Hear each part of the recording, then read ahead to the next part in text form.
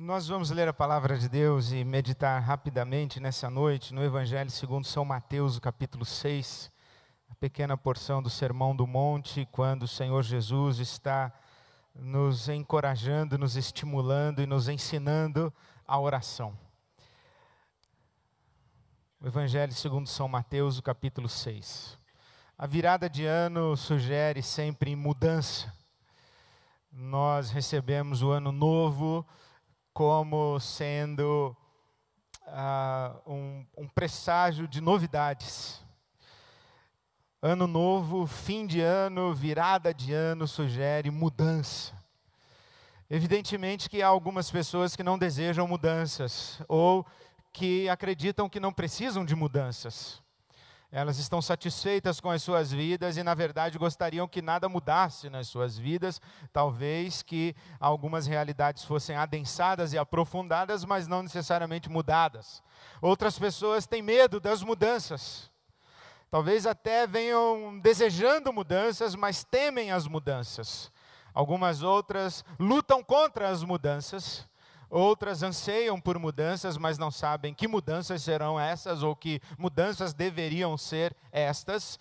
Estão esperando respostas, estão ansiosas por oportunidades e possibilidades, estão buscando caminhos, estão tateando na escuridão por uma nova alternativa de vida nesse novo ciclo, pelo menos do calendário que se inicia, mas elas não sabem o que de fato estão procurando, em direção a que estão caminhando, gostariam de mudanças, mas não sabem que mudanças seriam estas. Algumas outras pessoas têm talvez uma profunda convicção de que desejam mudanças, querem mudanças, precisam de mudanças e sabem exatamente quais mudanças estão esperando acontecer em suas vidas ou estão trabalhando para que venham a acontecer.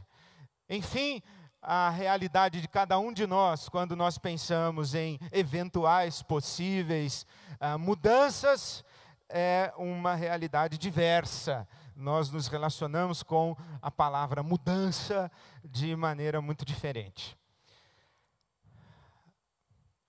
Em todos nós, entretanto, há algo em comum. A sensação de que as mudanças ou as não mudanças, as continuidades ou as alterações da nossa caminhada e da nossa vida dependem de nós, estão nas nossas mãos. Nós devemos promover as mudanças, nós devemos tomar as decisões, nós devemos fazer acontecer. Como já dizia o poeta, quem sabe faz a hora. Então nós acreditamos sim que o futuro está em nossas mãos e que tudo depende das nossas decisões e das nossas escolhas. E talvez seja esse o grande temor das mudanças, que desconfiamos de nós mesmos ou que temos uma certa covardia em relação a assumirmos as responsabilidades pelas nossas vidas, ou que tememos tomar decisões erradas, fazer escolhas erradas, trilhar caminhos errados, entrar por portas erradas, deixar de entrar por portas certas e ficamos razoavelmente paralisados. É quase que paradoxal a nossa experiência em relação às mudanças. Nós somos tão desejosos de mudanças e somos tão crédulos a respeito do fato de que as mudanças estão em nossas mãos, mas justamente esta consciência de que as mudanças estão em nossas mãos e de que o futuro está em nossas mãos, tecido pelas nossas escolhas e pelas nossas decisões e pelas nossas ações, é justamente essa consciência que tem o poder de nos paralisar. Esse temor do dia de amanhã e o que é que eu vou fazer com o dia de amanhã. Por isso é que a palavra que me tomou para essa noite do dia 31 é uma palavra razoavelmente singela e é uma recomendação do Senhor Jesus no versículo 6 de Mateus capítulo 6. Vá para o seu quarto da oração, vá para o seu quarto, feche a porta e ore a seu pai que está em secreto. Então seu pai que vê em secreto o recompensará. Devemos admitir a nossa perplexidade diante da realidade e diante do inexorável do fato de termos que escolher e decidir.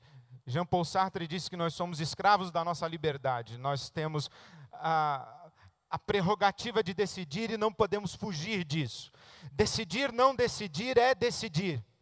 A questão é que como é que nós vamos decidir, o que é que vamos escolher, que caminhos vamos trilhar, nós não sabemos, nós não temos todas as informações necessárias para avaliarmos corretamente as nossas escolhas e tomarmos as nossas decisões, e mesmo que tivéssemos 100% das informações necessárias, nós não teríamos 100% da capacidade de avaliar 100% das informações que detemos. Nós não temos o controle do amanhã, nós não temos o controle dos fatos, nós não temos o controle das pessoas implicadas em nossas decisões, nós não temos o controle das decisões que as pessoas tomam e que nos afetam, nós não temos o controle sobre as consequências das nossas decisões, nós atiramos em algo pensando que vamos acertar o A, mas no fundo acertamos o B, é aquele velho ditado que atiramos no que vemos e acertamos o que não vemos, e somos surpreendidos ou por uma notícia ou por uma alteração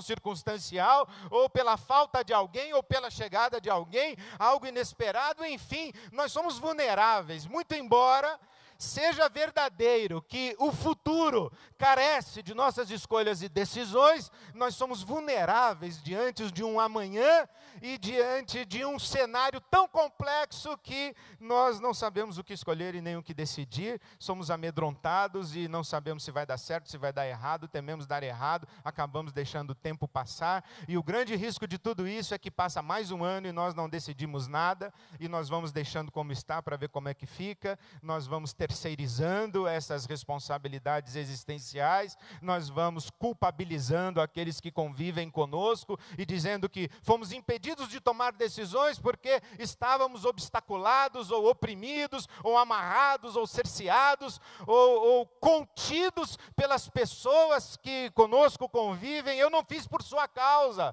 quando na verdade aquele outro talvez estivesse dizendo para nós, mas a grande questão é que eu estava justamente esperando que você fizesse, e justamente por minha causa, e nós ficamos nesse jogo de empurra, eu não fiz por sua causa, você não fez por minha causa, eu queria que você fizesse, você que não deixou, não, eu não deixei, eu queria sim que você tivesse decidido, enfim, nós vamos jogando a vida, um para o colo do outro, e não vamos decidindo nada, e entra ano, sai ano, nós podemos dizer como o profeta Jeremias denuncia a atitude covarde, a atitude paralisante de Israel.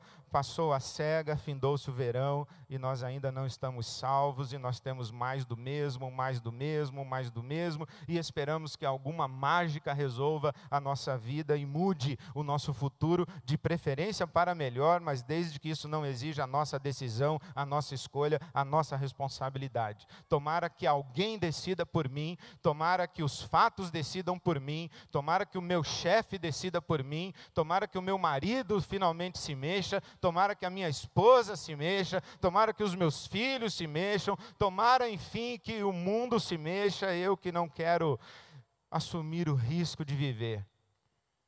Diante dessa perplexidade toda, vem Jesus dizendo, vocês têm razão.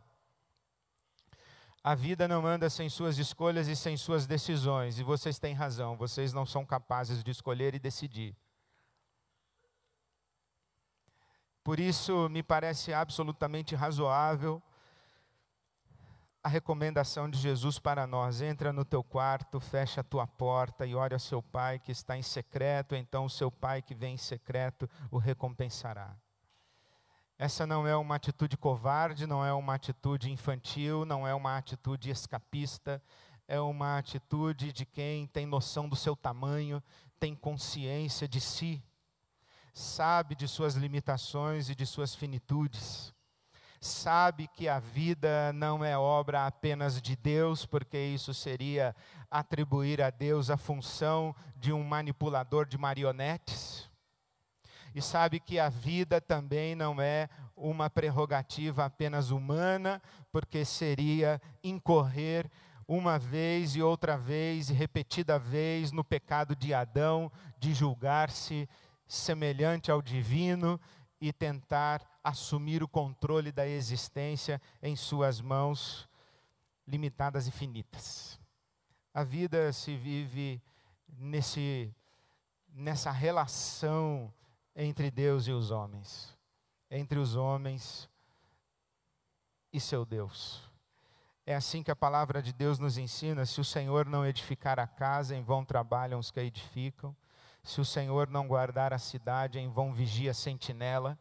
Mas o fato de que o Senhor edifica a casa não exime o trabalhador de edificá-la, e o fato de que o Senhor é quem guarda a cidade não libera o vigilante do seu trabalho e do seu ofício.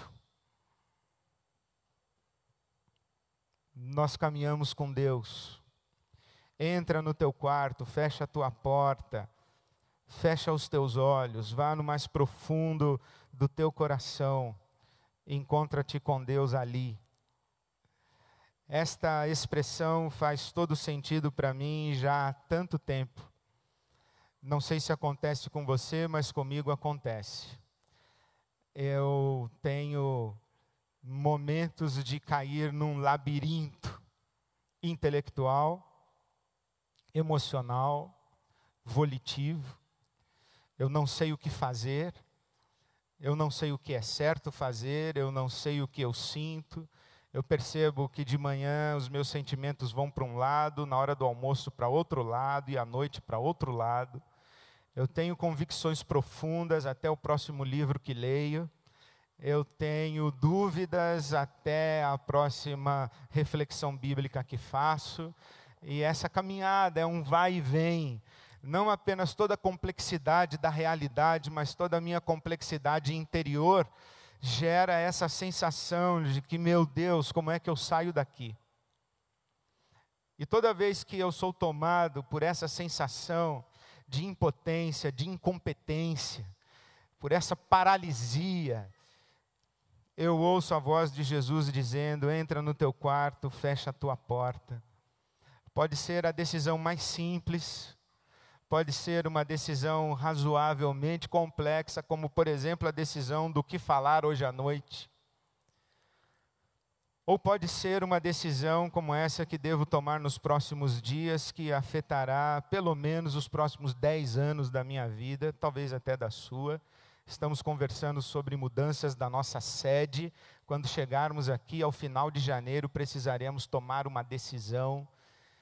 Nessas horas a gente vai para o quarto secreto, entra no quarto secreto e a gente fica ali sem saber direito o que dizer, sem saber direito o que pensar, com aquele emaranhado de informações, com aquele novelo embaraçado de opiniões e de ideias e de vozes e de sugestões e de oportunidades e possibilidades e caminhos e riscos e perigos, mas o tic-tac do relógio dizendo: decida, escolha, decida, decida, decida, não se intimide, não se acovarde, não se infantilize, não fuja da sua responsabilidade. É ali nesse quarto fechado que a gente se ajoelha diante de Deus, se coloca diante de Deus, e que o horizonte se descortina e que toda a luz se acende. Aprendi isso há tanto tempo, quando fez todo sentido para mim, essa sensação de que entrar num quarto, fechar a porta e a janela, fechar os olhos, todos esses movimentos que são para dentro, para o alto sim, mas também para dentro. Parece que nós vamos nos fechando do mundo, vamos fechando os acessos de comunicação, fechar a porta, fechar a janela, fechar os olhos, fazer esse mergulho para dentro da nossa própria alma, da nossa própria interioridade. Parece uma fuga, principalmente quando a gente lembra de Jonas. Jonas, que está num barco, está fugindo de Deus, então ele vai para o alto mar, ele vai num barco, no barco ele vai para o porão do barco, no porão do barco ele vai dormir. É todo um movimento de fuga. Quando eu leio Jesus falando: entra no teu quarto, fecha a tua porta, fecha os teus olhos, eu penso: será que isso é um caminho de reclusão, de recolhimento, de encolhimento, de apequenamento da vida? Mas aí os rabinos me ensinaram uma coisa tão extraordinária, lendo o livro de Números, o capítulo 1, versículo 1. quando se diz que no primeiro dia do segundo mês do primeiro ano, na tenda da congregação,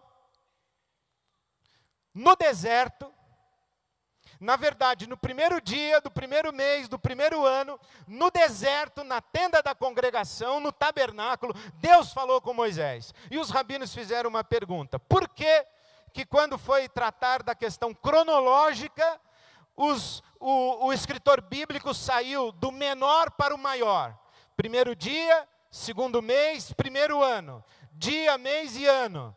E na hora da localização geográfica, saiu do maior para o menor. O deserto e a tenda da congregação, o tabernáculo.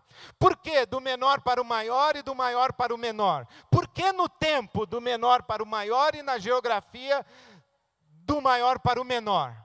Os rabinos fazem essas perguntas, eles vivem disso, eles ficam o dia inteiro, eles pegam um detalhe da escritura, uma frase, aparentemente sem significado, como essa para nós. Quando eu leio Números 1:1, eu falo, isso aí não quer dizer nada. É no primeiro dia do segundo mês do primeiro ano, no deserto, na tenda da congregação. Um rabino diz assim, não, tem uma lógica.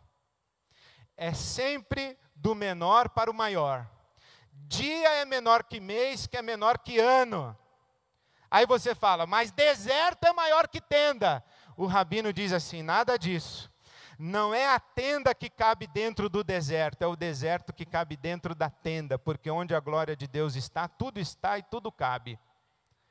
Aí a gente lê Jesus falando, entra no teu quarto, fecha a tua porta, fecha os teus olhos e busca o teu pai que te vê no secreto, no esconderijo, no oculto, na intimidade mais privativa, ali onde só está você e Deus, e exatamente ali onde só estão você e Deus, tudo está e tudo é.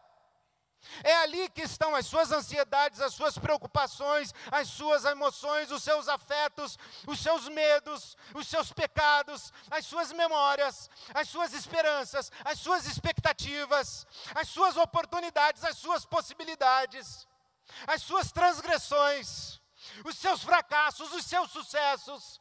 As pessoas que você ama, as pessoas que te odeiam, os teus amigos e os teus inimigos, os lugares remotos e distantes, ali na presença de Deus, no teu quarto fechado, na intimidade da tua relação com Deus, tudo está e tudo é. Por isso, entra no teu quarto. Você está perplexo, perplexa com o mundo. Há coisas em 2012 que você não sabe explicar. Há fatos na sua vida que você diz, por que, Senhor? Há fatos na sua vida que você diz assim, mas se... Há realidades na sua vida que uma fração de segundo teria feito toda a diferença. E você vive alucinado, perguntando por quê, como, perguntando por quê e como. O que eu poderia ter feito, o que eu deveria ter feito. Há expectativas para o ano que vem, que você fica pensando assim, será que eu faço, será que eu não faço, eu vou, eu não vou. Aí você olha o mundo, você abre o jornal, você vê o Jornal Nacional e diz assim, não é possível, tem a Primavera Árabe, tem a guerra na Síria, tem eleição para a Prefeitura de São Paulo, tem a matança na periferia da nossa cidade, tem escassez de água, o mundo vai acabar e graças a Deus não acabou, amém, Jesus, amém. E tal. Aí você fala, que mundo louco é esse? Eu chego em casa toda noite, e eu me sinto um sobrevivente nessa cidade de São Paulo. Eu tenho medos, eu tenho ansiedades, eu ando pelas ruas imaginando como eu me defenderia de um ladrão, isto é, melhor não se defender. Você muito calmamente, simplesmente tira a mão do seu volante e põe assim para o alto. Não olha na cara dele e deixa ele fazer e ele mandar o que ele quiser. Não reaja, não faça nada. Não demonstre nenhuma hostilidade. E eu fico pensando, Senhor, onde estão meus filhos agora? Onde está minha família, as pessoas que eu amo? Há tanta coisa que eu vejo e que eu me sinto completamente à mercê e vulnerável a tudo, a tanta notícia ruim. Mas aí eu ouço Jesus falando, entra no teu quarto, fecha a tua porta. E ali o teu pai te dá a recompensa. E qual é a recompensa? É a tua necessidade. É a tua necessidade a critério do pai que abençoa. A oração é ato de quem confia no caráter de Deus. A oração não é recurso para convencer Deus a fazer a nossa vontade. A oração é uma rendição da nossa vontade à vontade de Deus. Por isso que Jesus, quando vai nos ensinar a orar, ele diz: Pai nosso que estás nos céus, santificado seja teu nome, venha a nós o teu reino, seja feita a tua vontade. Oração tem a ver com rendição. E é ali, no quarto fechado, no mais profundo da nossa intimidade com Deus. Aliás, um monge russo do século XIX, chamado Teófano, conhecido como recluso, ele disse que orar é descer da cabeça para o coração e permanecer ali diante da face de Deus, do Deus onipotente e onividente, ele usa essa expressão, que abençoa os seus. A oração é uma expressão de confiança no caráter de Deus, e com toda a nossa perplexidade e do labirinto das nossas realidades exteriores e interiores, nós nos colocamos ali na presença de Deus e a gente diz assim: Deus, eu busco sentido. E aí Deus diz assim: é bom que você busca sentido, porque isso aí onde você vive realmente não faz o menor sentido. Que sentido há no nosso mundo? Não há. Não há. Que sentido há no nosso mundo? Não há. A conta do nosso mundo não fecha.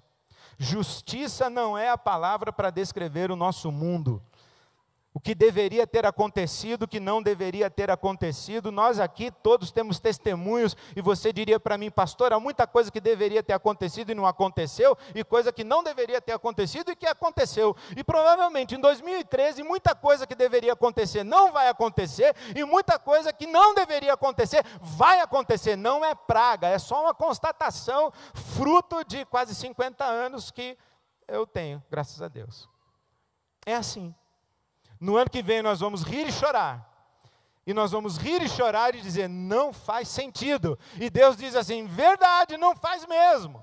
Porque se fizesse sentido, nós não precisaríamos orar: venha o teu reino, seja feita a tua vontade, santificado seja o teu nome, ocupe o teu lugar. Deus não está no lugar em que deveria estar no nosso mundo. Então nós dizemos: venha ocupar o teu lugar, e venha trazer o teu reinado, venha realizar a tua vontade, que os homens se rendam à tua vontade, para que esse mundo faça um mínimo de sentido. Descobrir sentido no mundo passa por primeiro descobrir que ele não faz sentido. É ali, no quarto fechado, que a gente descobre que Deus tem um caminho no mundo que não tem sentido. Ou na linguagem do profeta Obadias, ou Naum, Deus tem um caminho no meio da tempestade. Quando tudo está caótico, quando tudo está tenebroso, Deus tem um caminho no meio da tempestade. É ali, no quarto fechado, no mais profundo da nossa intimidade, da nossa entrega a Deus, que as coisas recebem a luz do céu e o nosso coração se apazigua, embora não encontre necessariamente sentido, mas se apazigua por causa da esperança do reino de Deus, que um dia virá para celebrarmos. É ali no quarto fechado que as nossas culpas são perdoadas e que nós encontramos os recursos necessários para as reconciliações. Porque há poucas coisas que precisamos levar para a vida, meus queridos. Mais precisamente para 2013, nós só precisamos levar as pessoas. Se levarmos as pessoas, nós teremos o que comer, o que vestir, o que beber. Se levarmos as pessoas, nós teremos a festa da comunhão, da solidariedade, da generosidade. Que pena que muita gente leva o que comer, o que vestir, o que beber, mas come e bebe na mais profunda solidão. É ali, no quarto fechado, que a gente ouve o pronunciar da palavra perdão. Perdão que a gente recebe do céu e perdão que a gente concede. É ali no quarto fechado que a gente encontra satisfação. O pão nosso de cada dia nos dá hoje. O pão nosso de cada dia, na verdade, aqui é o pão de amanhã. No deserto, enquanto o povo de Israel peregrinava pelo deserto, recebia na sexta um maná para o sábado. É esse o pedido de Jesus. O pão do sábado nos dá hoje na sexta. Nos dá provisão, nos dá um coração seguro, nos dá um coração satisfeito, nos dá um coração capaz de dormir à noite na certeza de que nada nos faltará. Nos dá um coração que sabe celebrar o que tem, que sabe agradecer o que tem, que sabe se satisfazer com o que tem. É ali no quarto fechado, quando a luz se acende, que os monstros se tornam mais nítidos.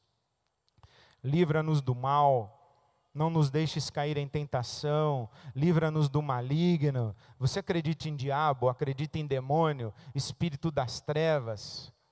Eu acredito. Eu acredito porque a Bíblia diz, e eu acredito porque o C.S. Lewis, que era aquele filósofo, teólogo irlandês, docente em Cambridge e Oxford, na Inglaterra, ele disse: por que eu acredito em diabo? Ele diz assim, pelo menos por 3 razões. A primeira é que em toda a história da humanidade, em todas as culturas, essa presença maligna é constatada. A segunda é porque a ciência não me obrigou a deixar de acreditar. É claro, a realidade espiritual não é objeto de laboratório e de análise laboratorial. E terceiro, porque acreditando eu consigo explicar um monte de coisa que sem acreditar eu não consigo. É ali no quarto fechado que nós percebemos que o nosso mundo é povoado por espíritos, e por espíritos maus, que podem nos fazer malvados quando nos arrastam em suas tentações. É ali no quarto fechado que nós ganhamos força de ser, forças para viver na luz, forças para continuar seguindo a Jesus. É ali no quarto fechado. Portanto, o que eu desejo para o seu 2013? Lembrando daquele velho hino que cantamos: não sei o que de mal ou bem há de me acontecer, mas eu sei em quem tenho crido. Estou bem certo que é poderoso para guardar o meu tesouro até o dia final. Então o que eu lhe desejo? Eu desejo que não lhe falte a recompensa do teu Pai que te vê em secreto. Que não te falte a recompensa do teu Pai que te vê em secreto. Que não te falte ocasião de estar a portas fechadas no quarto da intimidade, da privacidade com teu Deus. Afinal de contas, o que é que precisamos mais em 2013 do que isso? Salmo 16, o salmista diz: não tenho bem algum além de ti. Como se precisássemos de mais alguma coisa além do nosso Deus.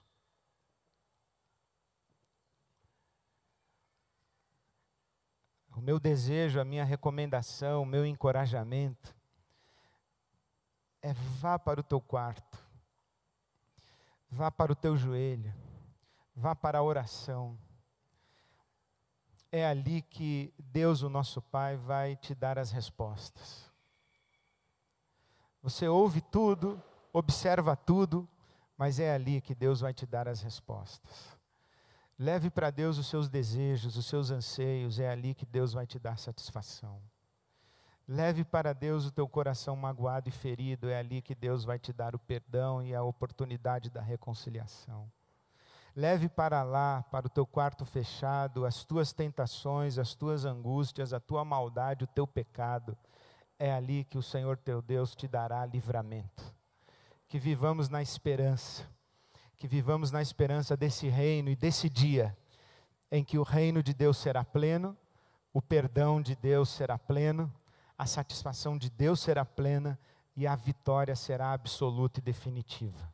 É ali no quarto fechado que experimentamos hoje o mínimo ou o máximo possível do que experimentaremos em toda a eternidade. que você tenha um 2013 feliz na presença de Deus, no quarto fechado da oração. Que assim seja. Amém e amém.